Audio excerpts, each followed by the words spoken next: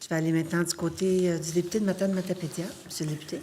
Merci, Madame la Présidente. Bienvenue dans cette commission.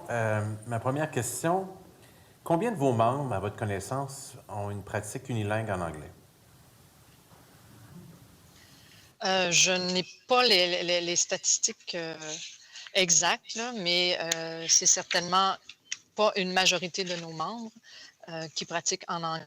J'ai quelques chiffres que je peux vous donner et ce sont des chiffres qu'on a pris dans la dernière inscription annuelle, donc en mars 2021.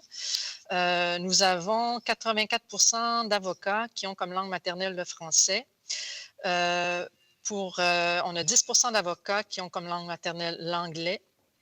Le nombre d'avocats ayant une autre langue parlée français, c'est un pourcentage de 16 Le nombre d'avocats ayant une autre langue parlée, l'anglais, est 84 et le nombre d'avocats ayant une autre langue parlée autre que le français ou l'anglais, 18 Donc, ce sont c'est peut-être pas une réponse directe à votre question, mais ce sont les statistiques que je peux vous donner.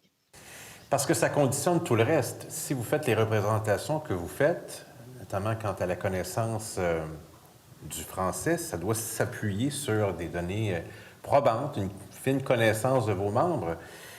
C'est important de le savoir. J'imagine, je ne suis pas un juriste, mais que pour obtenir son permis de pratique, ça prend une connaissance suffisante du français, n'est-ce pas? Bien sûr. Bon, c'est oui. une des conditions. Alors, des avocats ont une connaissance satisfaisante du français et choisissent d'exercer leur profession qu'en anglais, c'est bien ça? Et vous demandent de nous dire de rien changer. Ce n'est pas ce que je dis. C'est ce que je dis.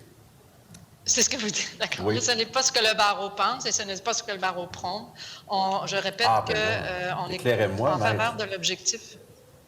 On est en faveur de l'objectif de renforcer la langue française à titre de langue de la législature et de la justice, puis aussi de favoriser l'utilisation de la langue française pour nos membres. C'est ce qu'on privilégie.